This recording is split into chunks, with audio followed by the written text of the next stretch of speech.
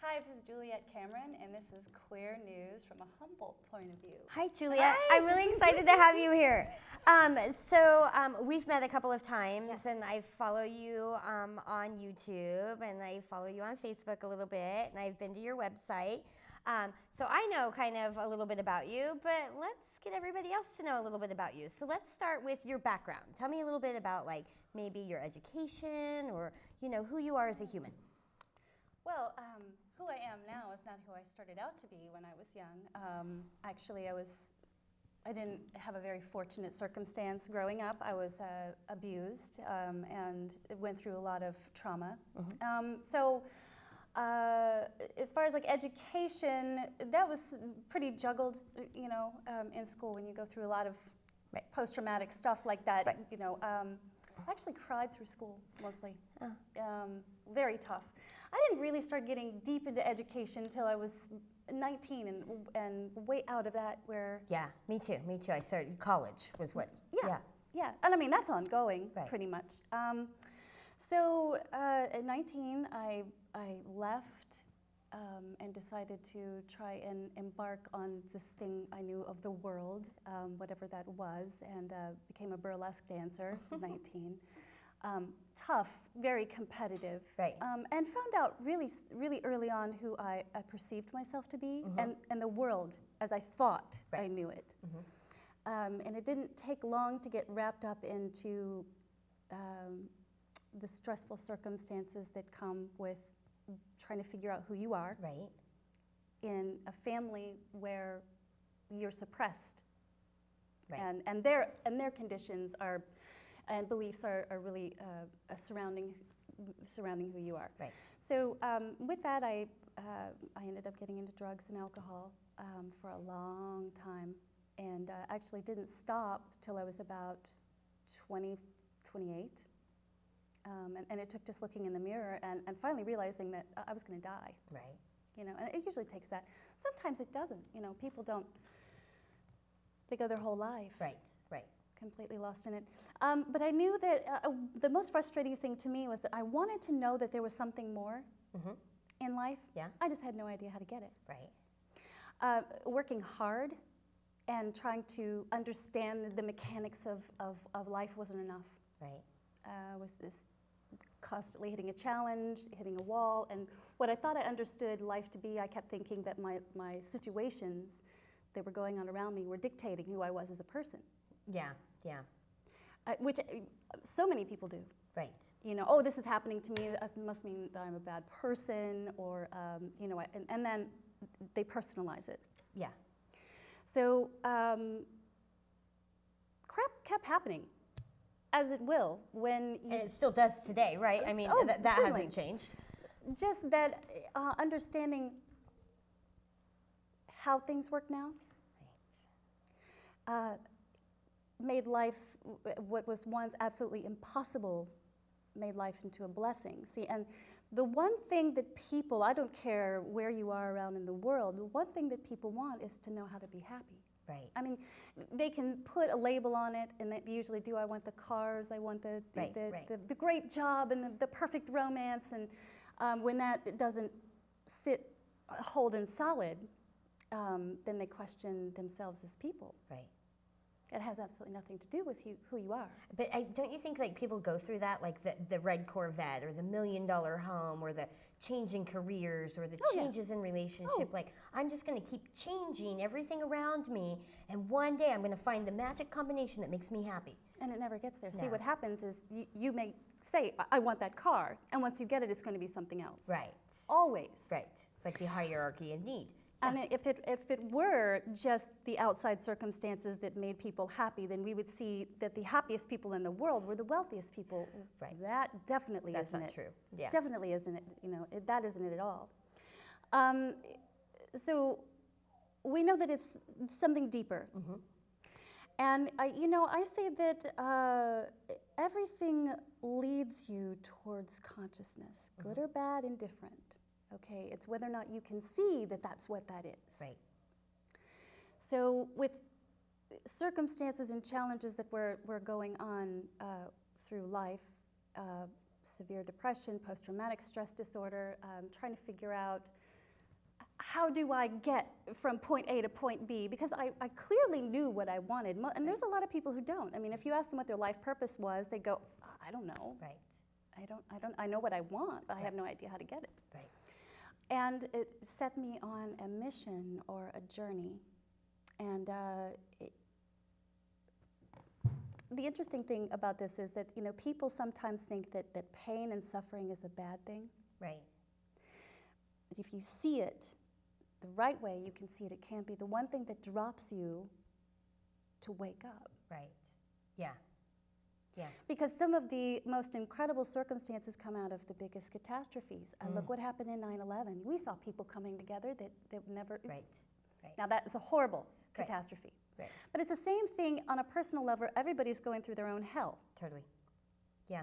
So what point do we look at it and we go, that's it, I've had enough, I really need to change.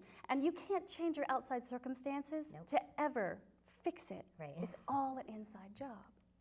Yeah. So the question is, what do you do? You know, is it positive thinking? Is it prayer? Is it the exercising? journal. Is it that? Yeah. Is it knowing the law of attraction? What is it? Right. And so, because there's one thing, right? I mean, that's what we believe as humans. There's one thing out there that's going to be the magic. It's going to be the key. That's it. Yeah. That's it. And just if I one can thing. just find it. Right. And the problem is, while you're busy looking for it out there, you don't realize that it's inside. Right. So you're like going, well, okay, I think I know who I am. Where is this magic key? How does this work? And there's a lot of really great mentors out there that are really expressing how to do this. But there are some, it feels to me there's some vital components where a lot of mentors haven't walked in a lot of the shoes people have. Right. So how does another person address someone who's gone through drug and alcohol addiction, or who's lost children, or who's been beaten by a victim of, you know, rape or spouse abuse or whatever? How do you address that when you're sitting on the other side going, well, it's just this? I mean, so all of those things that happened to me, I instead of looking at it as I'm a victim of my circumstance, I said, this is something I can use as an act of compassion. I actually know what that's like. Understanding that we're connected. See, that's the thing. People go, there's you and there's me. Right. And you don't know what it's like to walk in my shoes. Now, to a point, we may not, under certain circumstances, specific ones. Right. For example, not everyone's lost a child. Right. But do people know grief? Right. On a level, they absolutely do. Of course. Yeah. Yeah, we all have common bonds. You do. You know, something in common, whether me and you are both moms or, you know, we're both recovering addicts, you know, like we have something in common. Absolutely. And that's the thread. You're going to experience things in this life that you need to experience because you're here to learn. Right. And nobody gets ruled out. You can't look at the person on the street who doesn't have a home and go, oh, it's really bad for them, and it's really great for Donald Trump. Right. Because you don't really know. But the two of those, you know, on a level, they've both been really miserable. One is probably because he lost trillions of dollars in something, you know. And right. The other one doesn't know how to get out of his situation. Or maybe he's really comfortable. Right. Yeah.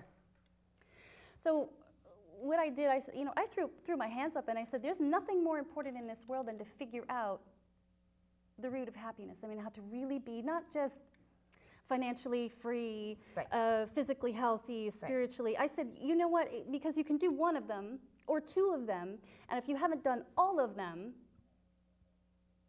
you're not going to be happy. Right, right. It's going to feel good for a while, though. It's false, though. Right, right. And it's fleeting, and then when the first challenge comes along, if you don't understand what that challenge is, you go, oh, this crap doesn't work, I'm right back to the beginning, I've done something wrong. Right, right.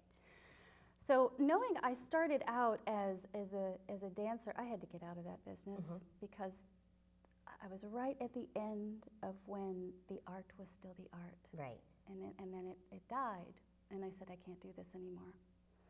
And but I love to move, and I went right into the field of personal training and physical exercise. So I went into that, and I said, oh, that's great, and that's wonderful, but I miss dancing. I said, there's no way in hell I'm getting back up and, doing what I did before. Right.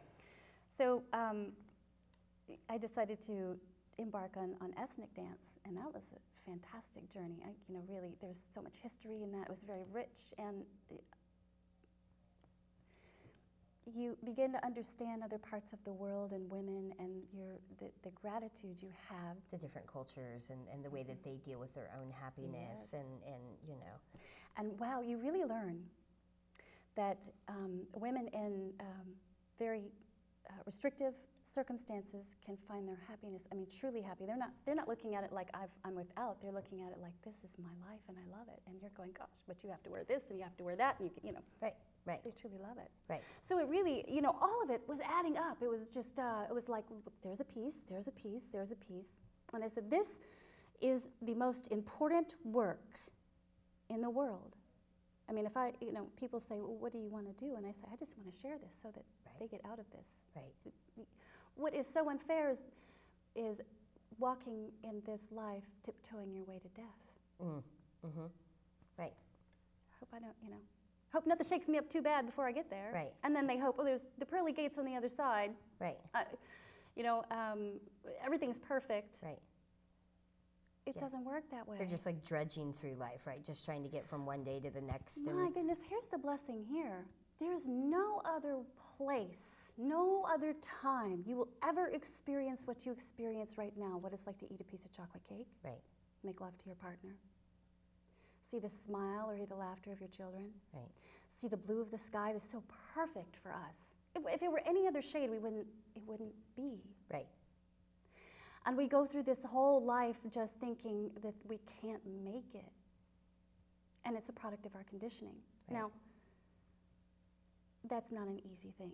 Or we go through life trying to survive. Like just trying to survive. Like, where's the next meal going to come from? Yes. Where's the next night that I'm going to sleep? Yeah. And so you can't Right. think far enough ahead. Exactly right. Exactly right. Just depending on your circumstances, it could be from every moment. Right. And even people, I think, that are well off, it's like, oh, I just have to get through this day of work. Even if you have a home and you know where your next meal's coming from. People are still living in this like survival mode. It's all fear. It's so heavily, Right. I'm going to lose something. Even if I have more, I'm more afraid of losing more. Right. Or if I have nothing, I got nothing to lose. So, and I remember meeting you and we had this great talk, and I said, I can't sit on this. I mean, all the stuff that's happened in my life and what I've been learning, and it's been 10 years of just studying, and they all say the same thing. This is what's probably the best thing ever is, if I'd spent 10 years studying mentors and they were all saying something different, I'd be like, wow, God, this is going to be really tough. Right. But they were all saying very much we are governed by laws. Okay, and as long as we know what those laws are and we know how that they operate, there is a system. Now you follow it. And the thing is it hard? It's hard because you're breaking the conditioning of what you're used to doing in habit. Right. Right. But the beautiful thing is it feels really good to do it. Right. And that's good and it's bad because sometimes we've conditioned ourselves to not do what feels good because we don't feel worthy of it. Right. And then when things start to feel good, We get scared. Fear takes over. That's it. We sabotage. Yes. We go back to our comfort zone. And then we go, the world stinks. Right. I'm going to go Everybody's back against into my me. hole. Yes. Yes. Yes. And we're right back there. Right. Right. Yeah. And then we have to climb out again. And then we go, what did I do wrong? And it's really just not having the knowledge and then not having the way to know how to figure out when those little, the mind is a very tricky thing. Right. When this happens, being able to recognize, and it's all the difference in the world between being awake or asleep, as we say, spiritually asleep. So we're not really talking about how many hours you put into meditation or prayer. Right. But we are getting, I'm getting really real when I sit and I talk and I go, I'm not going to be here to sugarcoat this, and I'm not going to sit here and say, well, we're going to learn this, and I'm going to charge you $3,000, and then I hope in the next one you can afford the $7,000 seminar. Right. Because I realize that the people that really need this are the ones that are the most down and out and just scraping by. Right. I have so many awesome mentors, and some are very high on what they charge, and some are on a more reasonable scale. And it's true that if you go, if you're thinking about if you go too low, it's true that people don't appreciate what they can't give back. Right. If you give something away for free, people just don't, because there's the law of exchange. Right. Right. Reciprocation, contribution. Right. Okay. That's where fair trade came from. But it's really true. It's really true. When I became a Reiki master, my teacher flat out said, do not. I don't care if they give you a basket of fruit. Right. Something. Give you something because Right. this is an act of appreciation. Right. And then the heart is open. So If you charge too much, you make yourself completely unavailable. that's right. Then That's you're right. like untouchable. You've and it's got like, a selected few. Oh my gosh, I got an email from one, and I won't say names, but I got an email from one about financial freedom, and the fee was $8,000, and I went, honey, if I have $8,000, I don't know why I'm coming to see you. for financial freedom, right? Hopefully, I figured something out. Right. Right. So I mean, that's just the truth. Yeah. Let's be realistic here. You can the ego doesn't need to be part of it. Right. Right. And Money and ego seem to go hand in hand in our country. they don't have to. Right. They don't have Right. to, because people have a really warped sense about what money is. But money doesn't do a thing. I could put a $100 bill on a stool, and it's not going to do anything until I say, well, now I Right. picked it up, Right. and what I choose to do with this $100 bill. But it is a piece of paper. Right. Right. Whatever we think about it is whether we draw it to us or we repel it. And everything operates under a law of vibration. We are energy. We forget that. We just think that we're just this Right. big Right. hunk of whatever. Mass. But you can walk through a room and you can instantaneously feel. You can feel. Right. Now a lot of that's filtering. Right. But you can usually feel, is this a really stuffy room, or is this a room where people are really accepting? Right. Right. You Because find yourself drawn to certain people and you want to Yes. avoid certain people. Yes. Yeah. Well, that's our primal nature, is to follow that instinct, Right. which we usually take for granted. Yeah. But how do you know attraction, being attracted to another person? They don't have to say a word if it's really good. Right. Oh my gosh, who are you? Right. That was a silent exchange of vibration. But we've forgotten how to use those laws. We've gotten lost in it, and we call that being asleep. Right. And I can't stand it. I can't stand to see people suffer and go through their life. Sleeping. They go from one doctor to the next with all of these other maladies, Right. and they just and it's not that they're really faking it. They're honestly, sincerely suffering. Totally. Even whether they're holding on to that, the labels that they give themselves, being depressive, and now they've got some kind of understanding. This is concrete. I'm depressed. This must be who I am. Right. They become defined by their disability and their definitions. Absolutely. And then I think they feel like, well, the doctor says I'm disabled, so now I have to live up to that. Oh, yeah. Like this has become an expectation. Oh, yeah. I'm supposed to be sad. I'm not supposed to eat. I should gain 20 pounds. I'm depressed. That's what depressed people do. Well, we forget that our body will respond to our thoughts and our feelings. Oh, yeah. And so miracles happen all the time. People eradicate cancer through thought.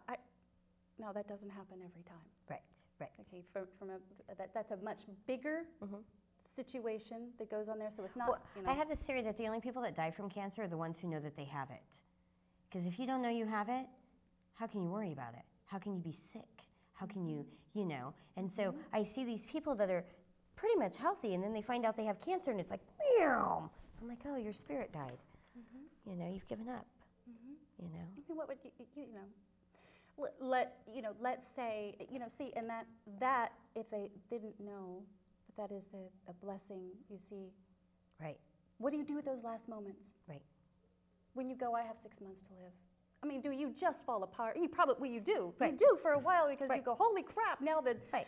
the trip to Tahiti I had is, Right. boy, I better And get what it about going. my children, and how is my wife going to live without me, and who's going to pay for this home, and all of these things that you've now borrowed all of these problems and troubles, which are valid. Yes. I mean, we have to think about these things, but what if we could live like every day was our last? Not being foolish. right. Not to say that I'll drain my bank account and go and be blow all my money. But right. what if every single day was like your last? Right. Because living each day to its fullest potential. In Egypt, they thought the sunrise was the birth of the sun. Every morning was the birth of a brand new day. Right. Which it really is for us, because there is no guarantee you're waking up tomorrow. Ain't that the truth? So what do you do with the time you have right now? Right. And I mean, once you wake up, it's not like, oh, I'm not going to have challenges anymore. Right.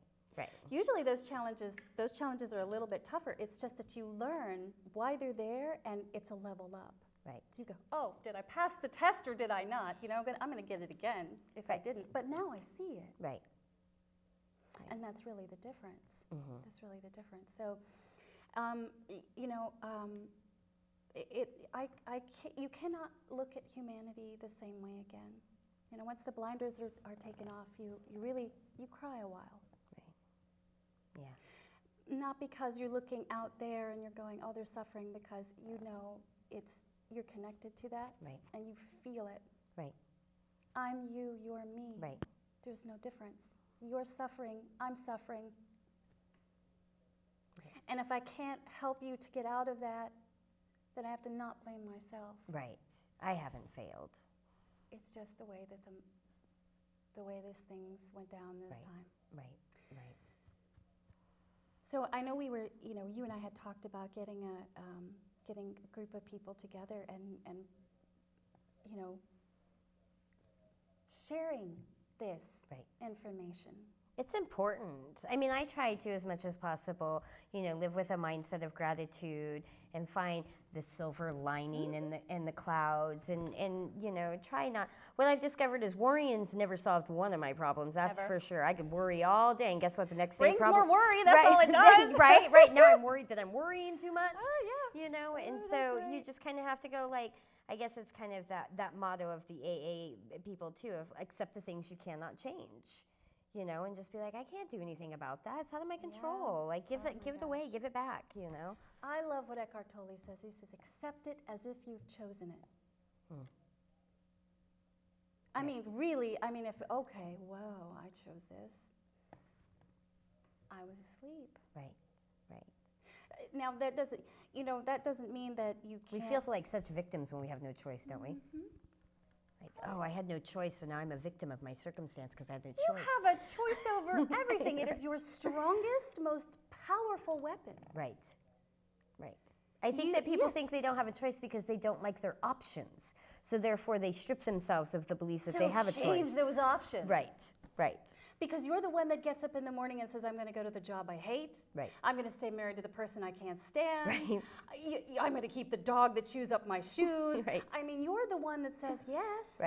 Right. And what is it? What you're doing is you're facing a fear that is, well, what if I chose something different and I failed at it? Well, you're failing if you don't. If you don't just, the people that succeed in life go, I'll take the risk. Right. I'll do it. I'll learn. Right. Because that's all you're doing. Right. Okay? Yeah.